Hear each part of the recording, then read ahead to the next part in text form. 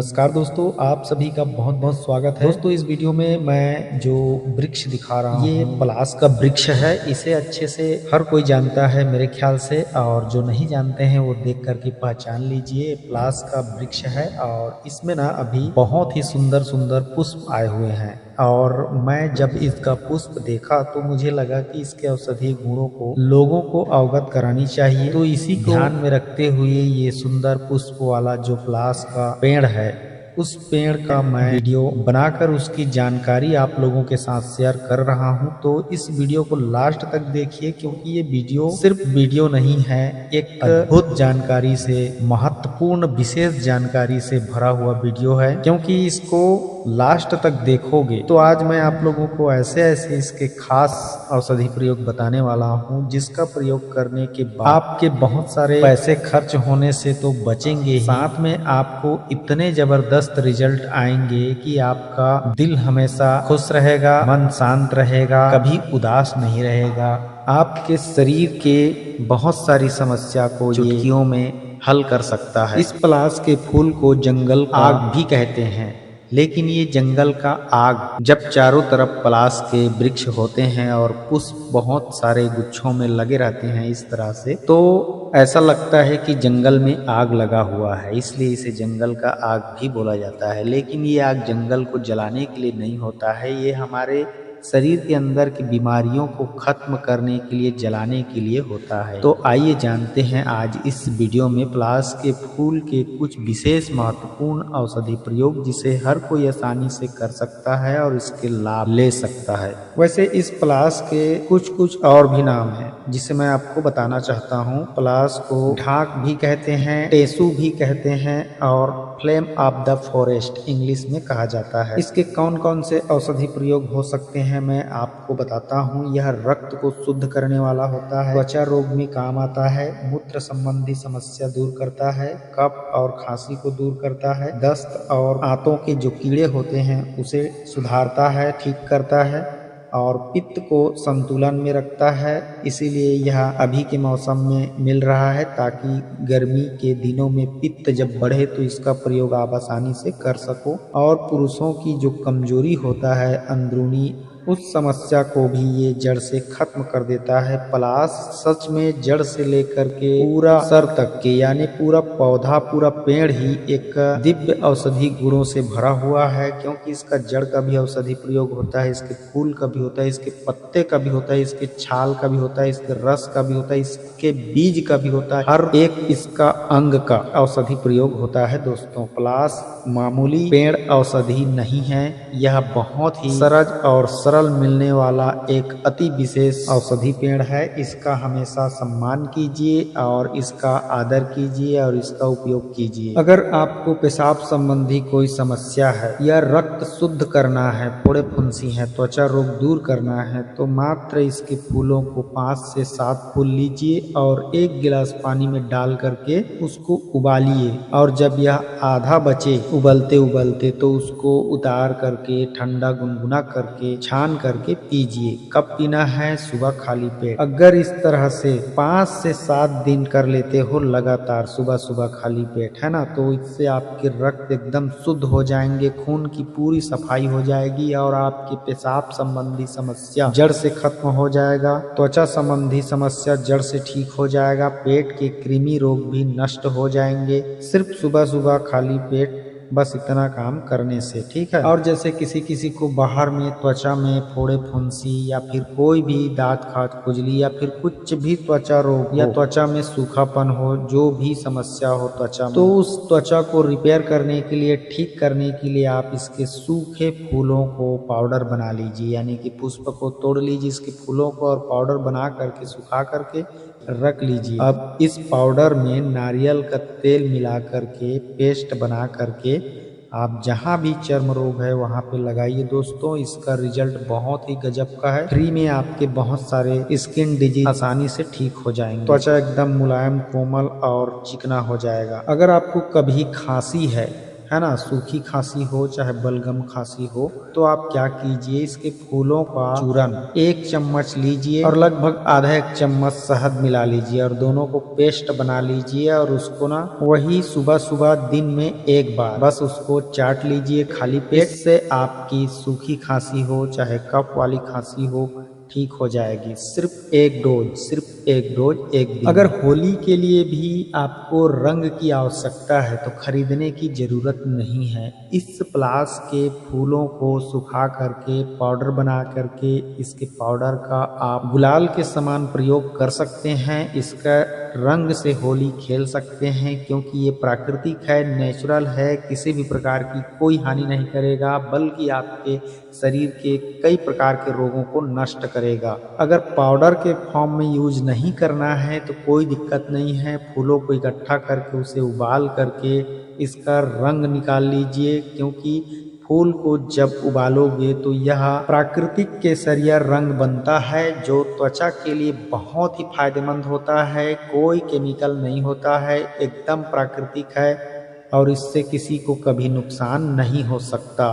कोई बाहरी रंग खरीदने की आवश्यकता बिल्कुल नहीं पड़ेगी अगर आप इस पलाश के फूलों का रंगों के लिए प्रयोग करते हो तो। दोस्तों, इस पलाश के फूल का जब सुबह सुबह काढ़ा बना करके पीते हो 5 से 7 फूल, तो ये आपके शरीर में ऊर्जा, शक्ति, बल बढ़ाने का भी कार्य करता है। और इतना ही नहीं, आपकी अंदरूनी कमजोरी, नसों की कमजोरी और ढीलापन को भी दूर करता है। अगर पुरुषों में नसों की कमजोरी है, अंदरूनी पुरुष तत्व की कमी हो रही है तो रात में इस सूखे फूल के पाउडर को बस आधा चम्मच लीजिए और गुनगुने दूध के साथ घोल करके पी जाइए। इससे आपके शरीर की अंदरूनी नसों का विकास होगा और फिर से मजबूती आएगी नसों में। इस पलाश के अब गोंद की बात करते हैं। गोंद भी एक बहुत ही विशेष प्रकार की पावरफुल औषधि है। अगर आप गोंद का प्रयोग करना चाहो इस पलाश का तो कर सकते हो, लेकिन सावधानी पूर्वक। सप्ताह में सिर्फ 2 या 3 बार ही प्रयोग किया जाता है पलाश के गोंद का। और कितना, मात्र 1 चुटकी गोंद पकड़ लेना और आधा गिलास 1 गिलास दूध में डाल करके उबाल लेना। उबालने के बाद इसे रात में या भोजन करने के बाद सेवन कर सकते हो, यानी दूध में मिलाकर उबाल करके पी सकते हो। पलाश के गोंद से उबाला हुआ दूध को कितना डालना है, सिर्फ 1 चुटकी, याद रखना। और कब सेवन करना है, सप्ताह में 2 बार या 3 बार। मतलब पलाश के गोंद को लगातार उपयोग नहीं करना, 2-3 दिन कम से कम गैप होना चाहिए। इतना तेज है इस पलाश का गोंद। इससे क्या होगा, आपके शरीर की अंदर जितनी भी पावर, क्षमता, जोश जो खो चुकी है या फिर कम हो चुकी है वो फिर से बढ़ जाएगी और सहन शक्ति और क्षमता कई गुना हो जाएगी। लेकिन सावधानी बहुत जरूरी है। सिर्फ 1 चुटकी सप्ताह में 1 या 2 बार, और वो भी भोजन के बाद या सोते समय दूध के साथ। अधिक मात्रा में सेवन कभी नहीं करना है। अधिक मात्रा में सेवन करने से पेट खराब हो सकता है। और विशेष बात, गर्भवती माता बहनें बिल्कुल भी प्रयोग इसका ना करें पलाश के गोंद का। चलिए अब पलाश की जड़ का औषधि प्रयोग मैं आपको बता देता हूँ। पलाश के जड़ को खोद करके निकाल लीजिए और छोटे छोटे काट करके पहले इसके जड़ का गूदा सुखा लीजिए। इसके जड़ को आप 1 टुकड़ा लीजिए, 1 चम्मच लगभग, और 1 गिलास पानी में उबाल लीजिए और आधा रह जाए तो उसे छान करके सुबह शाम पीना है।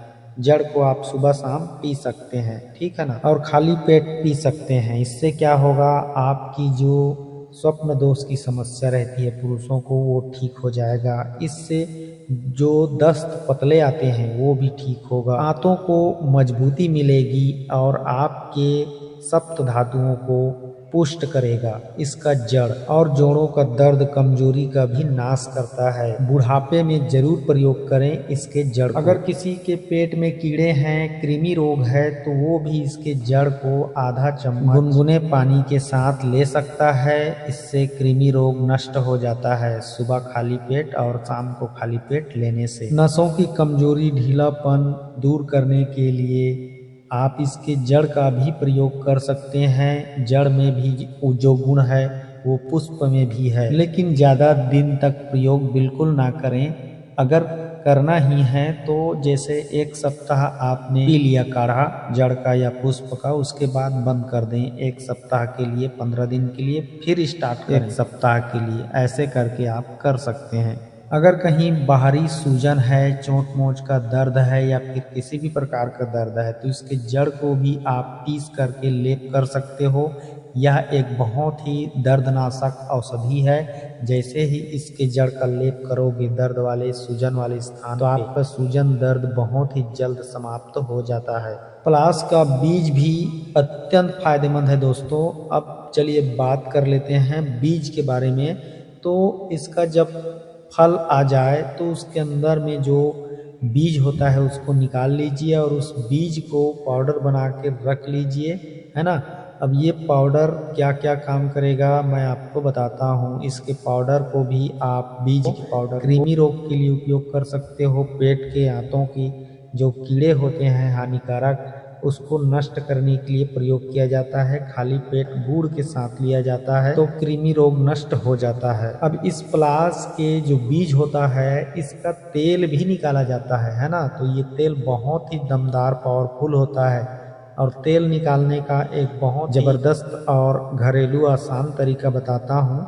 जैसे पलाश के बीज को इकट्ठा कर लो कुछ मात्रा में, है ना, आसानी से मिल जाता है।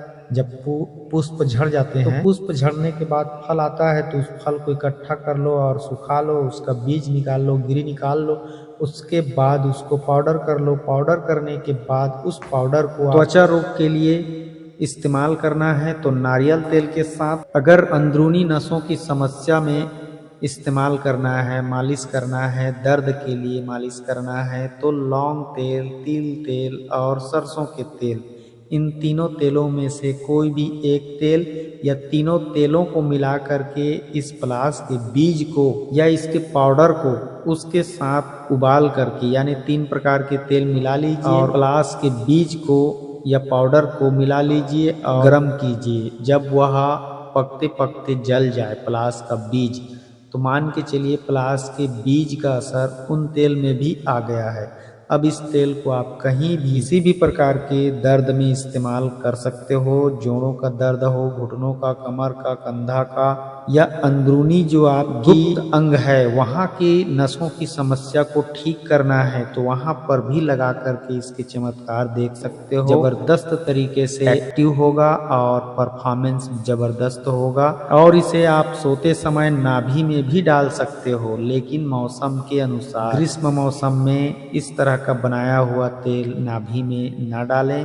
अगर नाभि में लगाना है तो नारियल के तेल के साथ ग्रीष्म के मौसम में, और ठंड और बरसात के मौसम में सरसों, तिल और लौंग तेल के साथ बनाया हुआ पेस्ट को लगाएं। दोस्तों इस तरह से पलाश के बहुत सारे औषधि फायदे हैं। खैर इस वीडियो में मैं कुछ विशेष जानकारियां थी जिसको बता दिया, आसानी से प्रयोग कर सकते हो। आज की वीडियो में फिलहाल इतना ही। मिलते हैं अगली किसी नई औषधि वीडियो के साथ। तब तक के लिए अपना ख्याल रखिए, खुश रहिए। नमस्कार, जय।